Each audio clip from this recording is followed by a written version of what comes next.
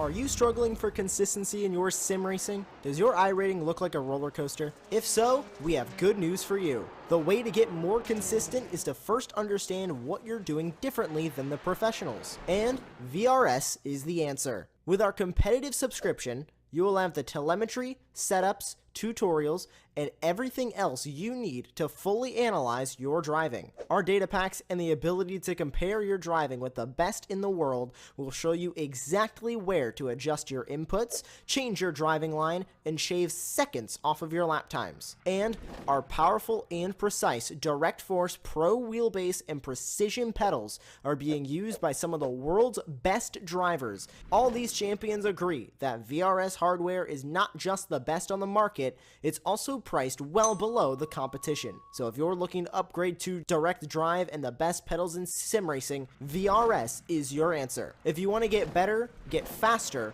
and make it happen sooner rather than later, you owe it to yourself to find out why so many people are switching to VRS. You'll be so glad that you did. Visit www.virtualracingschool.com and learn why the best use VRS.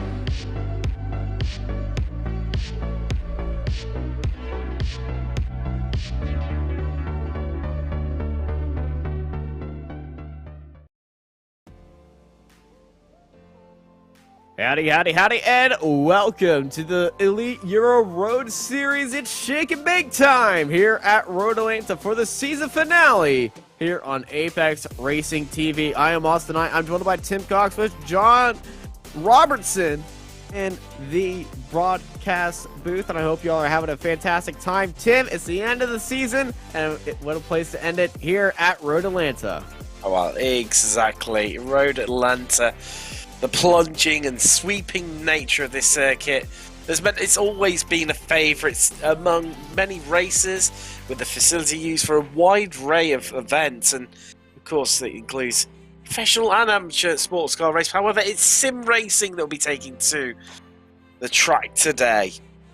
It certainly is, and we have our drivers lining up on the grid right now, ready to get going. Andreas Hoyos is starting up on pole with Brandon in second place, Brody Gunther in third, followed by Spencer Clark, Thortulo, Nathan Tetzloff, Charlie McCarty, Jose Zanella, Chaz Weber, Chris James, Ashley Hancock, and Davis Shively, with Jim Marr at the end of our 13-car grid. All these drivers, they've been racing throughout multiple road courses, either in America or in other continents or countries, because they are really well, at the start of the season they were having a lot of trouble, but it seems like most of the drivers here have found their groove here in these GT3 cars. I see this Mercedes packed field ready to go. Yeah, they've really bedded in, haven't they, Austin? And of course the Mercedes, the new version, to iRacing. A lot of people are choosing to go with that, and you can understand why. It's a brand new shiny toy. Who doesn't love to play with it? Yeah, I bought it immediately, and I've just been sitting on the outside of cams just listening to that baby purr. Well, pace cars in. It's time to let these engines roar as we go green here at Road Atlanta. It's a good start by Hoyos and Brandon as they're side by side. They're looking three wide up in the second row right there as they dive into turn one. Hoyos down to the inside of that Audi, pushing Brandon just a little bit wide. Brandon getting right onto the gearbox right there, holding off those two chasing Mercedes right there as they head down of the S's here at Road Atlanta. Such a fun section of corners and a nice complex, very famous complex of corners, and a lot of people always having a good time over there as they get down there for the first time. Tortulo making up a spot for fourth place at the start. top 3 staying the same, and that Audi is pretty dang quick, but, you know, there's Mercedes. Those are some rocket ships on wheels. And down this back straightaway, I will not be surprised if those Mercedes are able to get past that Audi. And you can see those Mercedes of Brandon Majewski in the draft. And on that straightaway, and Hoyos already defending down to the inside. Brandon trying to choose on the outside and the inside. Hoyos blocks him and defends it, keeping on the racing line. No overtakes for that time by, but you can see those Mercedes keeping well with the speed of the Audi. Everybody's pretty much got away cleanly here, Austin. Zanella in the Audi has had a bit of an incident out on track and has fallen right to the back of the field. Following that, however, as you say, those Mercedes dominant throughout the field, but they're currently sitting second and third in the podium places and really taking the fights to the Audi, which is, wow, it's such a strong car, difficult to drive, however, due to its really pointy nature, however, can really pay dividends and this agile nature. And Hoyos definitely paying dividends and getting it all hooked up right now, and getting the two Mercedes behind to scrap it out amongst themselves. Now we got a side-by-side fight between Ashley Hancock and Jim Marr. Ashley Hancock and David Shively, actually, in the fight for 10th place. They were side-by-side for just a little bit, but Ashley falling just a bit behind to Davis, back up to the front. Looks like Gunther is in the opportunity for a move. That's laid on the brakes for Gunther, getting right into the bumper, and I think almost, well, escaped that one, but almost having a little bit of contact with Brandon ahead of him, Brody Gunther. Late move on the brakes. Unfortunately, late moves on the brakes behind the car in front of you usually ends up into a little bit of contact and a lot of pain. Brandon's having a little bit of connectivity issues. It's no, with your car following Austin, it's always quite distracting when you've got a car in front of you that's blinking. You're never quite sure where it is, and it's normally you tend to play a bit more of a defensive game, and that's what we're seeing Gunther do right now. Although almost trying to go for a Kevin Estra pass on the grass, we saw him do in the Porsche a few years ago, that decides against it there. But takes him right in the slipstream, Austin. This is a long run down to 10. It is indeed, and let's see if he can get the move done. Thing is, though, if the car in front of you starts blinking, you're going to be losing that draft advantage that you have.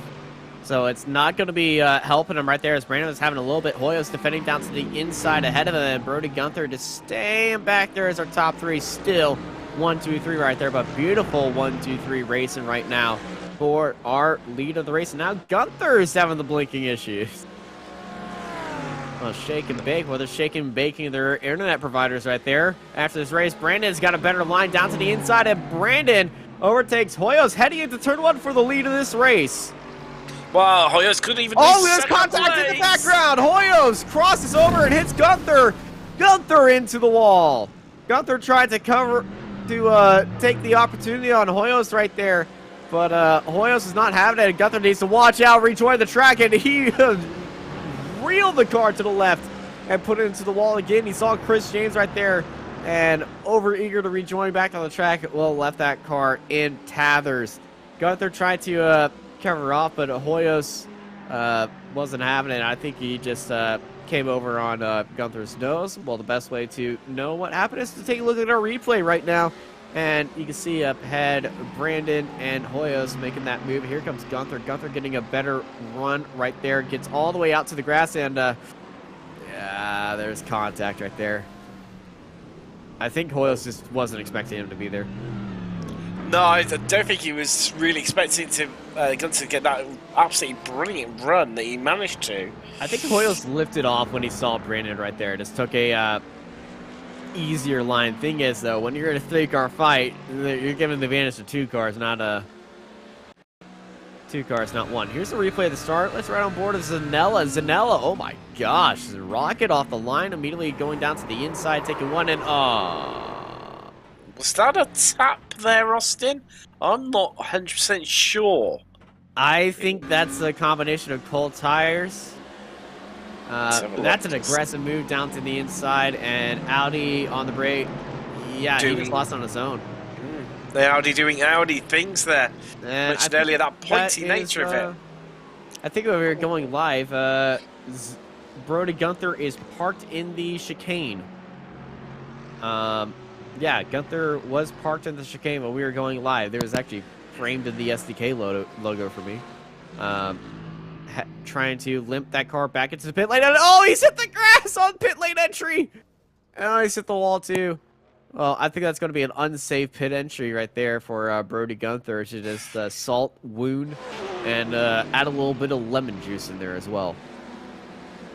Crabbing more than the Mr. Krabs from SpongeBob SquarePants there. That's going to be hefty repairs required to that Mercedes GT AMG. It's going to put him right down the back and, well... Well, we saw this last time. We saw this last time when we were broadcasting for Brandon's Hats, where a car who was literally last coming out of the first few laps still finished third, and they did this because, well, these cars are on the fixed setup, but there's no fuel restrictions. You just can't adjust the fuel before the race, so you can really fuel up the cars and make it to the end of the race, even having a massive incident at the start of this race. So you're still in it. It's just, this is a big ask for Brody Gunther right there. Because we know Brody has the pace. We do indeed. And it's going to be interesting to watch him come out of the field. He's out of the pits, Austin. Back up and running. He has dropped a lap down at the moment. Not a lap down. Just 57 seconds back behind Brandon. But not a lap down. He is currently, Brody Gunther. Nope, he is a lap down. Okay, thank you, timing screen, for just making me second guess my life. Oh, these are the intervals to, okay, it's 57 seconds to Mark. Professional commentary here. See, yeah, it's absolutely cracking camera, isn't it, as they come out of 12. But James on the attack right now. That is Webber ahead, and it's making it a bit tricky, Austin, because, of course, with the GT3s, the different manufacturers are stronger in different aspects and weaker in others. So, you could, obviously, if you're racing against a car of a different manufacturer, you can find ways past them due to your car being stronger in certain areas where their car may be weaker.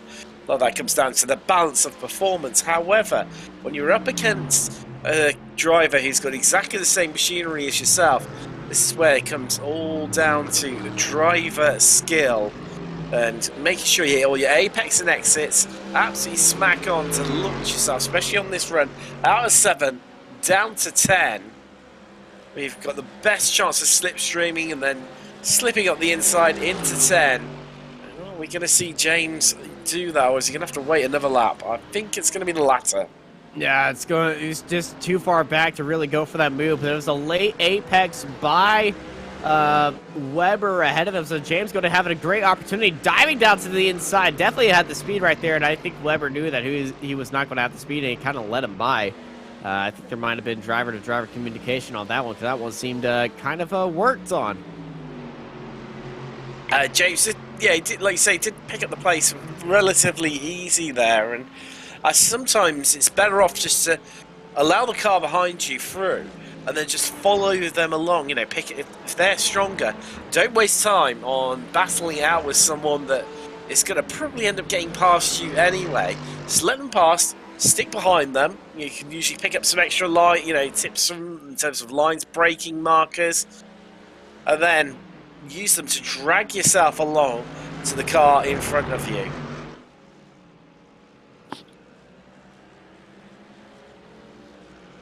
Yeah, definitely tactics are all the best moves. Davis Shively trying to chase down Hancock, missing the apex right there, and missing the track as well, getting into the grass, and thank goodness for traction control, keeping that GT3 planted, and not losing the back up front in the fight for third place.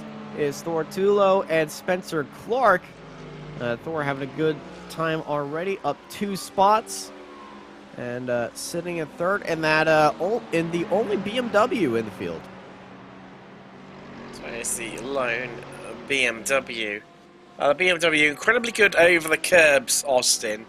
That's where you can see them really be stronger. However, the Ferrari incredibly quick in a straight line, so they're really going to come into play on that long run down the back stretch. No, we've had an issue. It looks like Weber has had an issue. Yep, that will be the issue. Chaz Weber has cut through the grass, and I think he's missed turn 1 and took a big trip through the grass. And no, he's made it through turn 1. Did he hit the rallycross jump, as I've called this curb? Nope, just understeered it through the grass, kills 2 cones, and then the back end kicks out right there, and oh, that's unfortunate. Especially for those cones. It was basically a strike, wasn't it? Completely took them all out and sent them skittling across the grass and onto the track. But right now, I'll tell you what, Clark is in that Ferrari, really, really closing up on the BMW in front of him. Yeah, last time by, they put in nearly the same time Thor Tulo able to pull out just a little bit advantage by 2/10. But let's ride on board of Spencer Clark chasing down Thor Tulo. You can see how much that BMW was just able to cruise over those curves right there. Just absolutely no upsetting that car right there. But Spencer Clark, as he says, the higher top speed, and will be able to chase down right there. 7/10 separated them heading into turn 3. And 9/10 now, 8/10 into not turn 3, turn 10. 7. Oh yeah, they're coming 3-7. Yeah, from down to 7. There's a lot of turns, but 8/10 separated them, heading into the double right-hander, and now it's 7/10. And you can see that top speed of the Ferrari definitely putting in work right there, over 150 miles an hour, 160, just right before he jams onto the brakes, heading into the chicane. But Thor using those curbs to his advantage and just able to get away. And oh, Spencer goes a little bit wide, catches a lot of grass. That's going to drop him out of the second range right there. Wow, it's not the best set of corners that Clark could have hoped for, as you said, Austin. He's dropping behind, and now 1.2 seconds the gap for Tulo ahead of him in the BMW. Top 4 comprising of 4 different manufacturers. It's the only one not represented that we've got in the field out here today. It's the Porsche 911, which is being piloted by McCarthy, currently in 6th place right now. However, it's closing up on Tetzloff in the Mercedes in that battle for 5th. Oh, that's Weber. Something's happened to him. It's the same corners again, Austin? I think it is. Same corner and same incident. Literally identical incident. Takes out 2 cones, and I think he's just noped out of there. Weber clearly not feeling it and pulling the car into bits. Maybe a bit of floor damage potentially, or something. This is some minor, maybe. No. Yeah, where they were banging earlier. It's hard to say, isn't it, really? But just no. No. That could be an entire combination of missing the braking point or something underneath the car. Because the car looked fine. But I think it was just a little bit too late on the break point, especially in the heavy GT3. If you're used to another car around here, a much lighter car or a much differently driving car, your breaking point could be completely different.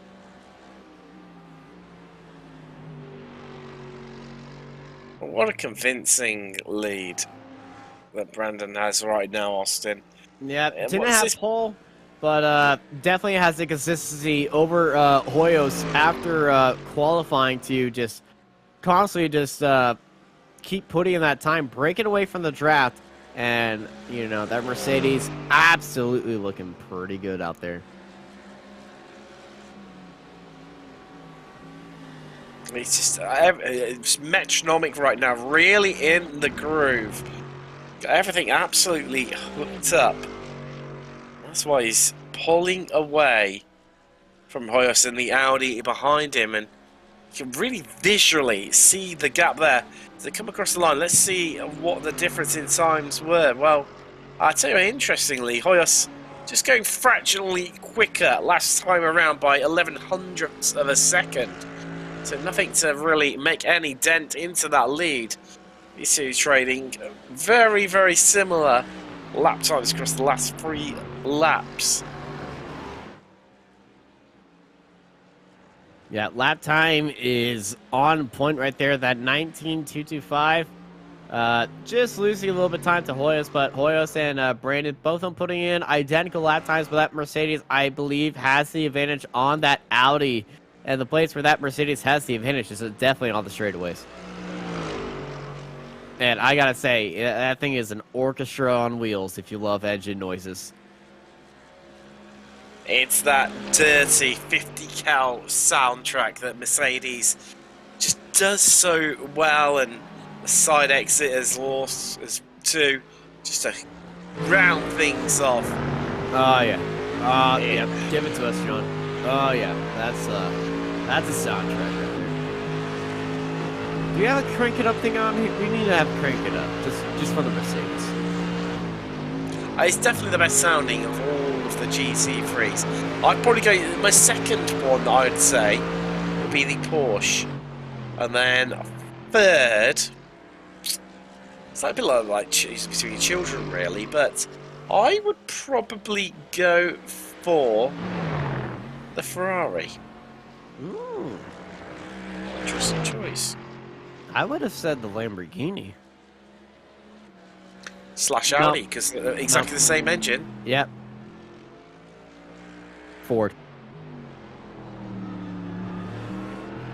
It's a shame about the Ford. It's hardly raced within iRacing, isn't it? It's well, shame. it's also BOP to hell. It is not competitive at all.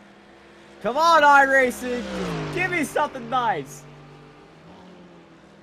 But yeah. Also, interesting thing with the number plates on the Mercedes, they're completely wrong. Most of the number panels are using the IMSA number panels, but the numbers that are being used on the cars are not in the right spot. They're not. It's a very valid point about that one, and a bit of a battle emerging here. McCarthy really closing in on Tetslov. These two have been quite close, and McCarthy has been catching across the last couple of laps. Whoa! Yeah. No, Charlie. Hitting the rallycross jump and losing a load of time right there to James. To Tetslov. The curse of the commentator is alive and kicking and well. Apologies about that, Charlie. Just picking you all up, and it all goes wrong for you there. The blink of an eye, he's lost a big chunk of time. Just over a second, in fact. He pull a little bit back through 6 and 7. The Porsche incredibly good around the corners. I mean, what a fine piece of German engineering. The engine hanging out over the rear wheels shouldn't work as a engineering piece, but however they've tuned and honed it over many decades to become the fine thoroughbred we know and love today. Yeah, the Porsche, a car of excellence in history and German engineering, and just making sure that thing runs as fast as it can. Certainly is the Porsche. You're here live watching the Elite Euro Enduro, the Shake and Bake Racing Elite Euro Road Series. Elite Euro is a family-owned auto repair shop in Florence, South Carolina. John and Crystal Skipper pride themselves on the careful, attentive work that they bring to both European and American vehicles, in addition to their wealth of experience on working For foreign exotic cars, they also specialize in world record loud car audio. For more information, check out their Facebook page at facebook.com/Elite Euro or call 843-407-4958. 843-407-4958. Elite Euro. As while that happened, one car just died into the pit lane. And was that Chris? No, it was Chris James. Yeah, it was Chris James. James Marr has fallen down to Gunther. I don't think Marr is about to be heading into the pit lane or something, because he just lost a load of speed. He hasn't come off track at all, so I do wonder if he's had a bit of a half spin or something like that, just caught the back end. Time. Yeah. It seems the most likely of the situation. Yeah, look at that time, 131.7. So Marr having a big issue. I think it might have got a slowdown penalty at some point. Though the only area where I would see somebody getting a slowdown penalty is at the S's or at the chicane. Chicane is, mind you, would have had to have come off track for the chicane. The S's tends to be the slightly more common of the two. So I'm guessing that's where he's had the issue. Yeah, I'm not sure exactly where Marr went off, but he's definitely losing speed and still losing speed to Gunther. Gunther still trying to make that miracle drive right there. Chris James heading into the pits and comes out at P9. There's Brody Gunther. After that contact with Hoyos and then trying to bring that car back. After the fight for third, and speaking of Hoyos into the pit lane. Where is he going to come out? Surely he's going to come out ahead of Chris James, which is just how much further down through the field it's going to come out. Tetzloff and McCarthy, they've headed through. And this pit box right at the end of the pit lane, the very last one. Oh, he certainly nailed that stop. And just going to be fuel and go for Hoyos. And how much fuel is he going to be putting in? That is the time. We also have Marr in the background. James Marr, a lap down. He's going to be heading into pits. And here comes Hoyos after that stop. Spent 17.95 seconds in the box. That is actually 2 seconds slower than Chris James. Clearly trying to play it a bit safe. With the field strategy, Hoyos. Definitely need to play it safe at times. You know, make it. You can definitely risk it for the biscuit, and we've seen endurance races won it by risking it for the biscuit. But I've been on the receiving end of a very uncalculated situation where I ran out of fuel on the last lap. So now with my SDK Gaming overlay, I always aim for 5 minutes more than the time limit. So I'm always knowing that I have enough fuel to make it one extra lap when the timer runs out. But that's going to look silly. This is the issue with time races as opposed to specific number of lap races, that you can get caught out, as you mentioning, from your own personal experience there, Austin. I think we've all pretty much been there, done that, got the t-shirt, where the race has gone one extra lap and it's just caught you out, where all of a sudden you don't have enough fuel to make it home, and you have either one or two options, absolutely crawling it round, or you hop in, have a splash and dash, get on your way again. So that is one of the issues, and Will's looking like he's expecting this to maybe go a little bit longer than James and Gunter have fueled up their cars. Or in my case, it was never able to get back into the box because the pit lane's uphill.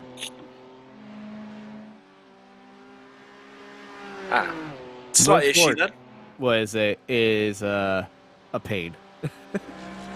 Alter Park's another one as well.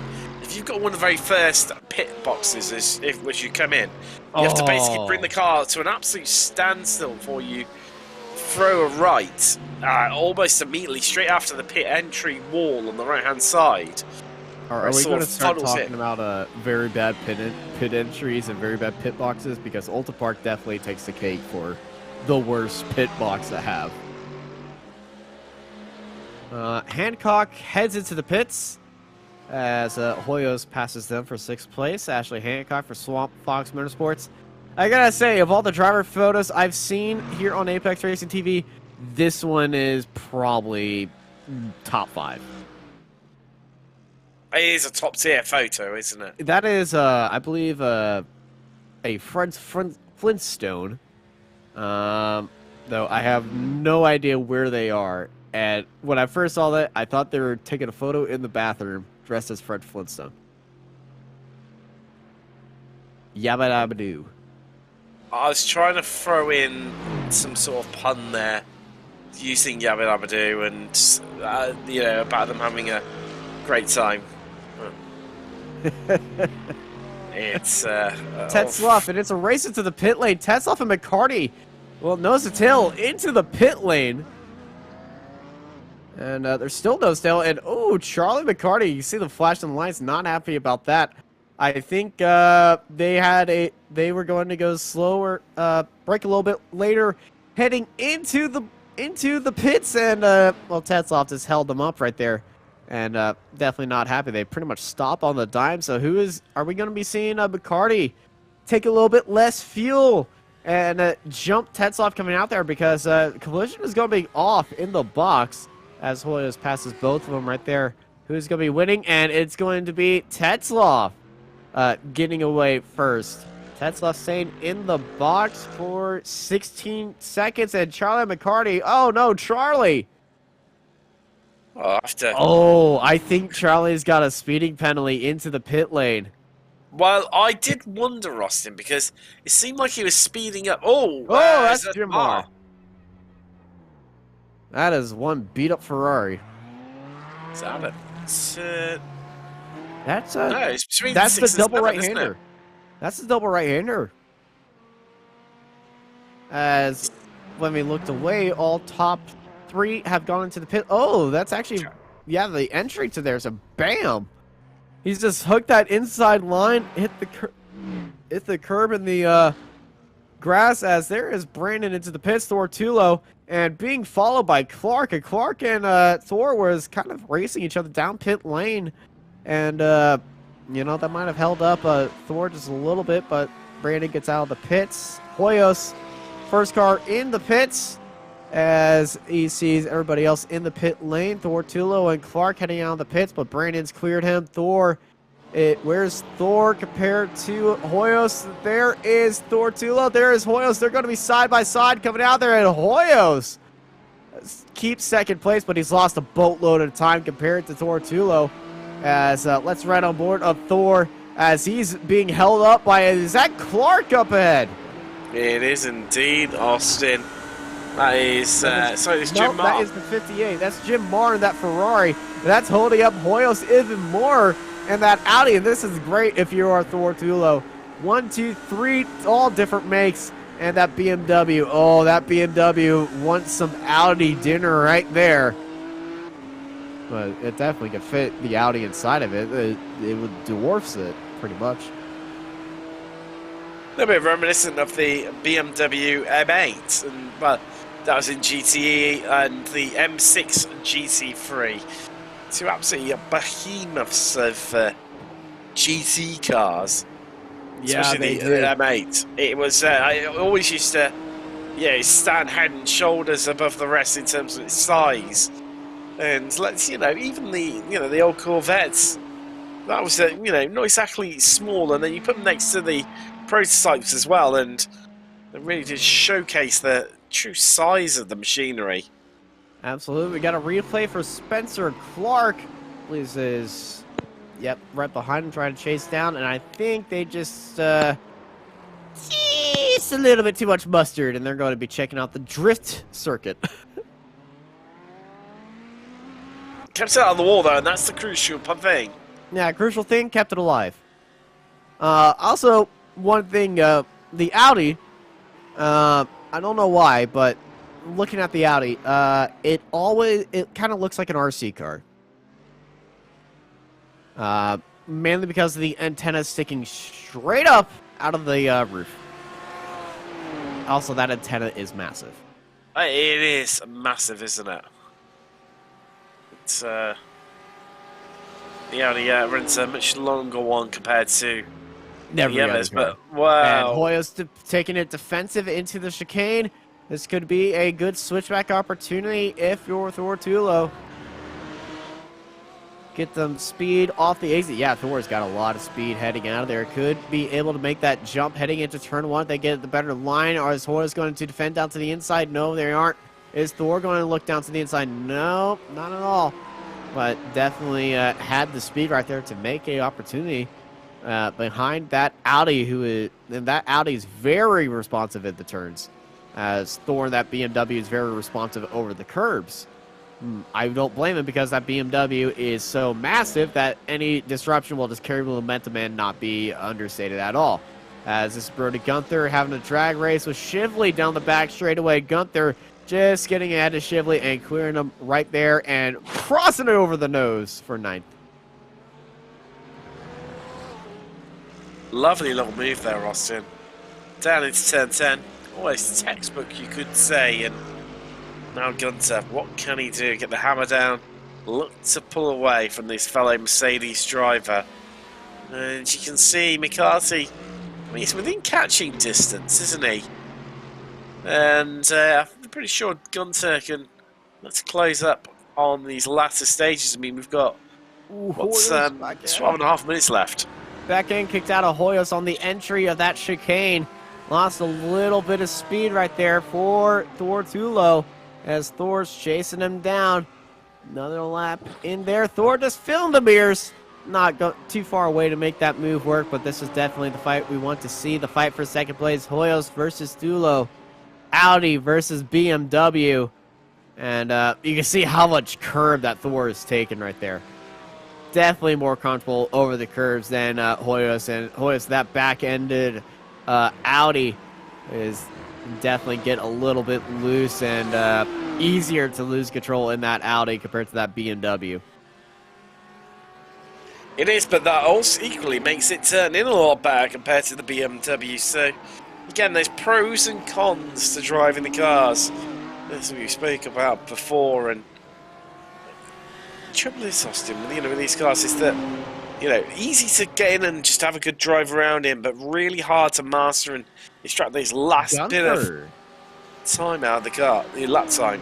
Yeah, Brody Gunther, new fastest lap of the race, 118.249. Oh, what if Hoyos and Gunther didn't tangle with each other?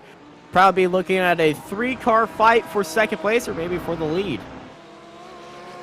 It's going to be close. Not long left to find out either here on Apex Racing TV. And well, I tell you what. So yeah, Tulo really catching in on Hoyos right now. Not satisfied with the podium position. Wants to stand a little bit higher up on the podium and into second. This is just playing right into the hands of Brandon. Out in the lead. 10.9 seconds. Nearly 11-second advantage over the rest of the field.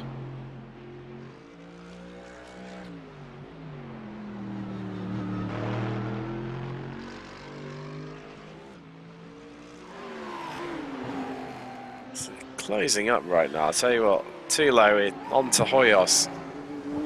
Taking a bit of time out of him.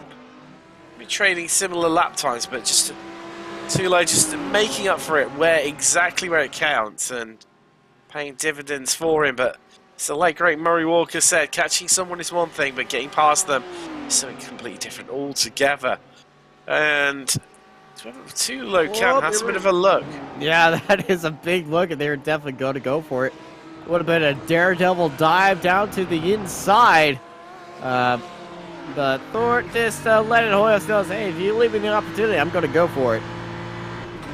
It nearly did, to be fair. He had a bit of a look. He's trying to play mind games right now with Hoyos. Trying to fill his mirrors, moving around left and right. That Hoyos is concentrating more on where Tulo is. And then hopefully he'll miss a braking marker or a turning point, reference point. Hoyos just absorbing the pressure.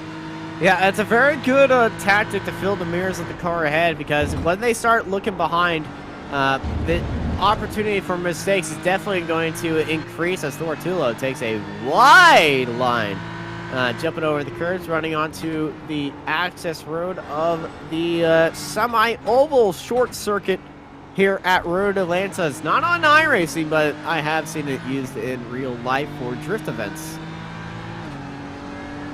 I've raced it, in fact. It's a unique circuit, to be fair.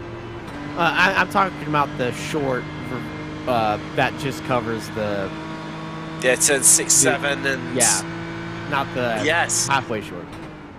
I'm trying to think which Forza? racing game. I think it might have been Forza that I've raced on that version of the track layouts here. And it's incredibly short, isn't it? I mean, less than a mile long. It almost makes it the American version of Tsukuba in Japan. Oh, they're all left turns. Or right turns, actually. Yes, this is Charlie McCarty back in the pits, and that Porsche, is this, that... Oh, this is a classic Road America. Too much mustard in there. Hit the curb, and...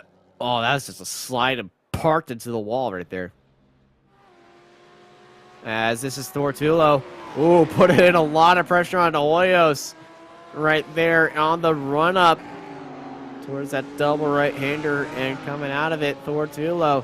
Here we go. Is definitely in the running for this opportunity if he wants to have that look down the inside. Hoyos under pressure by Thortulo as they are having a drag race right now. Thor closing in that Beamer, getting much bigger in the mirrors of Hoyos. Hoyos has got to leave room right now. Thor is right beside him. Thor hits the brakes earlier, looking for that switchback move on Hoyos, or trying to force Hoyos into a mistake right there, but Hoyos stays in second place. Thortulo braking early, but getting the charge on right now. He's going to be having a run, not looking down to the inside for turn number 1. Had an opportunity for it, and just decided to cut his losses and stay behind him right there. But but 0.2 faster for Thortulo that time by. So Hoyos definitely under pressure. We also got Brody Gunther putting Hancock under pressure right now down that back straightaway.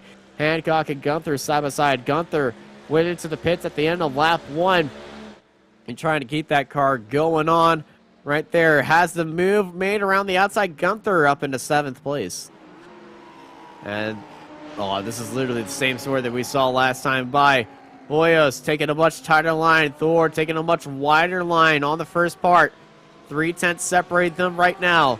Hoyos diving to the middle of the track, then diving back to the left side of the track.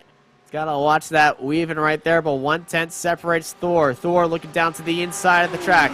He's made his mark, and oh, sold the dummy on Hoyos. Hoyos went to cover him off. Thor went onto the outside. Hoyos went a little bit later onto the brakes right there, but Thortulo selling the dummy on Hoyos as Hoyos went to cover him off and get the elbows out by forcing Thor all the way to the grass right there, but Thor swapped it over, and I gotta say, if Thor went for that move right there, that would have been the masterclass of Ascent, but Thor knows he has about 5 minutes and 20 seconds left in this race to make that move, and I think he's just playing games at this point.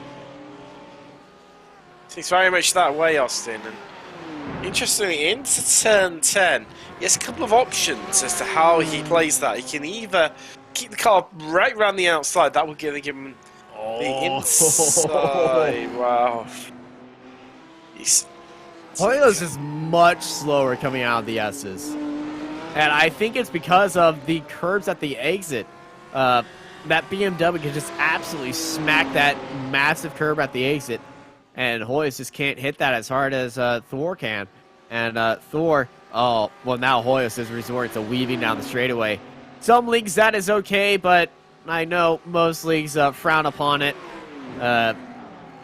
And iRacing, they definitely do not take kindly to that in official sessions. But mainly, mainly it's reactive blocking, and what Hoyos is doing is pre-active, so they are the one weaving and Thor is the one following, but it's definitely breaking the toe behind the Thor. Thor has a couple of options there. You can either run him right around the outside of the entrance to turn 10, that should then give him the inside on the exit of turn 10, the second part of the chicane. It's brave, and you need to really, hope the driver alongside you plays ball, but it is possible. However, there is the other option of use it for the cutback to get a much better run out of 10 through 11 and 12, and that sprint then to the start-finish line. And so this is done and dusted. Tulo has got a couple of available options up his sleeve.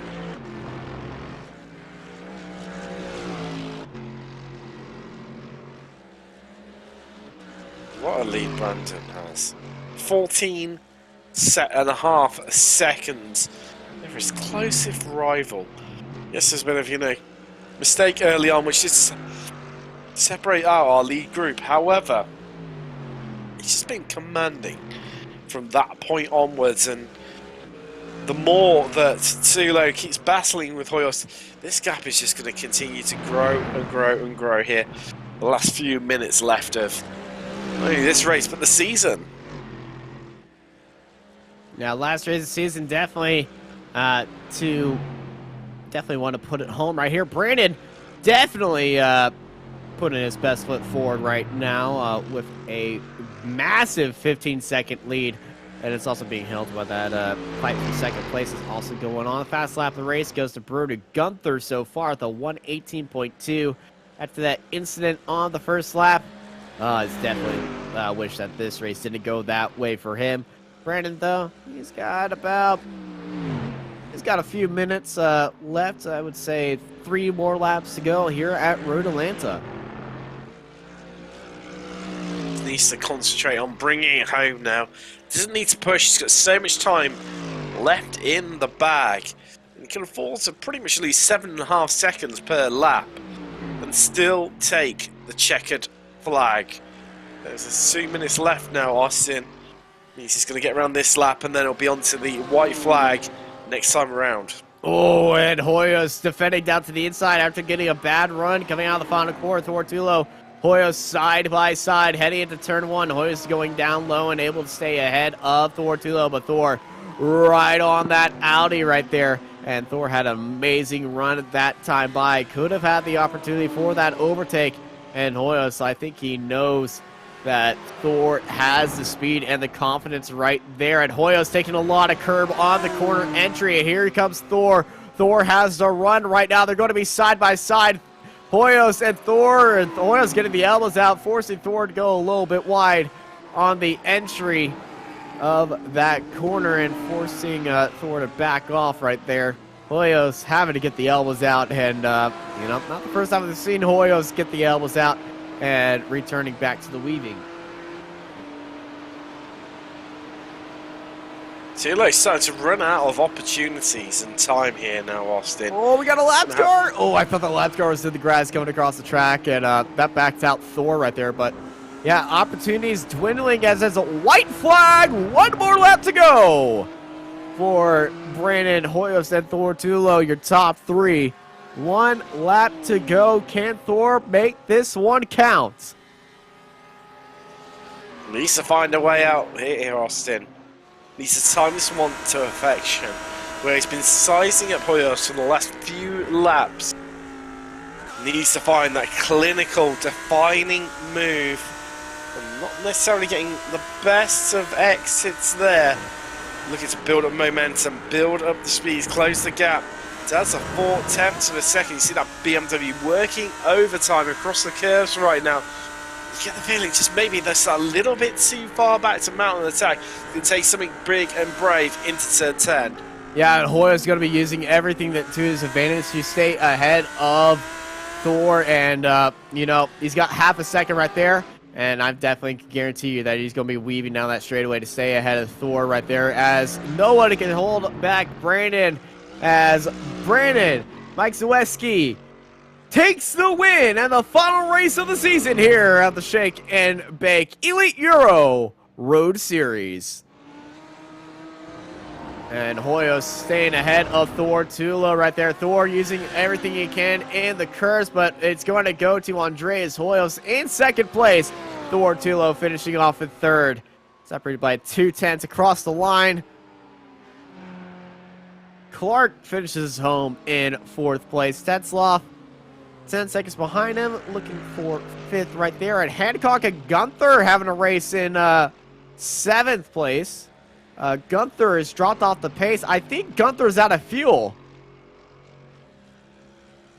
Where is Gunther? Gunther is going slow. Gunther is out of fuel. Oh, Brody Gunther pits on the very first lap. Thought he could carry it all the way to the end, and it does not go through for Brody Gunther. Thankfully for him, Shively, the car that he was racing with, was lapped and will not be able to get that position back on Gunther right there because they've already crossed the finish line. As there's Ashley Hancock finishing home with 7th. Brody Gunther, oh, that's the worst sight. Everybody on their end lap and nobody wanted to help you out. It's not good, is it, for him? And wow, came close, half a lap short. This Hoyos lights up the rear tyres and gets us some donuts. And makes contact with somebody else. Always make sure the track is clear before you do donuts. So here's your full results. Brandon Myszewski takes the win ahead of Andreas Hoyos, Thor Tula, Spencer Clark, Nathan Tetzloff, Chris James, Ashley Hancock, Brody Gunther, David Shively, Charlie McCarty, Jim Mark, Chaz Webbers, and Jose Cisnella as your full results here at Road Atlanta.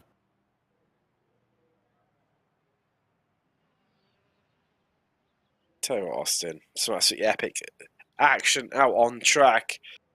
What a way to round out the season here in Road Atlanta. And, well, that, all things considered, you know, not too many retirees. It was a relatively clean race. But, well, Brandon, what an absolute drive from him. Finishing 16 seconds clear of the field. Road Atlanta. Absolutely dominant display. I know he got a little bit of luck from the battles that were happening behind him between Gunther and Hoyos, but hey, you've got to be there to take these opportunities when they're presented to you. And Brandon definitely did that here today. And that's why he has made his way onto the top step of the podium. But for me, Austin, I tell you what, Charlie McCarty, he was having an absolutely blinding drive until he got caught out speeding in the pit lane. I think he just didn't quite engage his pit speed limiter in time. Well, he was trying to race. Spencer Clark into the pits. No, he was trying to race Thor Tulo into the pit lane, and I think it was just caught out by Thor right there, and it just didn't work out for him. It's such a shame, really, isn't it? Because it was an absolutely epic battle. It was between the pair of them, and fortunately for McCarty, it just all went downhill from that moment in time. It certainly is, and this has been the Shake and Bake Elite Euro Road Series. Elite Euro is a family-owned auto repair shop in Florence, South Carolina. John and Crystal Skipper pride themselves on the careful, attentive work that they bring to both European and American vehicles. In addition to their wealth of experience on foreign exotic cars, they also specialize in world record loud car audio. For more information, check out their Facebook page at facebook.com/Elite Euro or call 843-407-4958. This has been the Shake and Bake GT3 series, and the Shake and Bake series also has the IndyCar series and Oval series. I know the Shake and Bake guys, they started out in street stocks in 2019, and they continue to be a good community of drivers, either on road, ovals, IndyCars, or anything. Just look out for the Shake and Bake community on Discord or on track, because they're always welcoming to new drivers. Well, Tim, I think we do have one driver that is available for an interview, and it is Brody Gunther. Hello, can you Great. guys I was just about to ask the same to yourself there, Brody. Well, yeah, definitely a turbulent race for yourself. Obviously, qualifying, that seemed to go really well for yourself up at the sharp end of the grid, but that sort of early incident really defined your race, unfortunately. Yes, sir, it definitely did. I did not see that coming. I went for a pass because Brandon opened the hole, and I just didn't expect to be shoved onto the grass and doored, but it's all good. I mean, I got over it after 2 laps. Just try to get as many spots as I could afterward. I right now feel on the last lap. Well, I mean, you say about that, you fell obviously right to the back of the field to recover all the way up to 8th. And, you weren't just at the back of the field, you were also, there was a time deficit there as well, which you had to make up. So, all things considered, not a bad result. And unfortunately, as you say, the calculation's just slightly out there with the fuel and only coming up half a lap short. When did it sort of click into your mind that you maybe might not quite make it home with the amount of fuel you had left in the car? Oh, I did the math for the race because I actually don't use any of those apps. I did the math for the race and got 49 minutes. I just didn't count for the 3 burnouts I did trying to get back on the racetrack and then having extra weight. But yeah, that definitely stunk. But all in all, I mean, yeah, I mean, it's definitely something because I actually was pulling away from Brandon at some point during the race. It was definitely a interesting race. And how are you finding the new Mercedes? I mean, I enjoy it for this track. I mean, it was really fast this track. I mean, I feel like the gear ratio was perfect on every straightaway in practice. I mean, I was hitting the chip down the backstretch in 5th gear. Brilliant. That's good to hear. Before we let you go, Brody, anyone you want to give a shout out to us all? Just everyone that's done the league, Ashley and Spencer, as well as Aiden Dole, as well as Elite Euros for sponsoring the series, and all the drivers that showed up, as well as you guys for broadcasting these 3 races. We all appreciate it.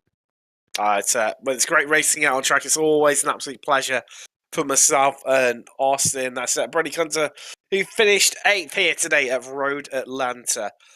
Now, Austin, I understand you're standing by with our race winner. Yes, I am. I'm standing by with the one, the only Brandon. Brandon, 13 seconds in the lead and clear by a mile today. How was that race for you at Road Atlanta?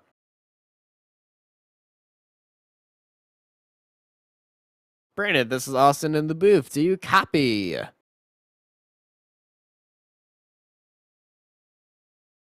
Well, I think Brandon is celebrating too hard that he broke his microphone.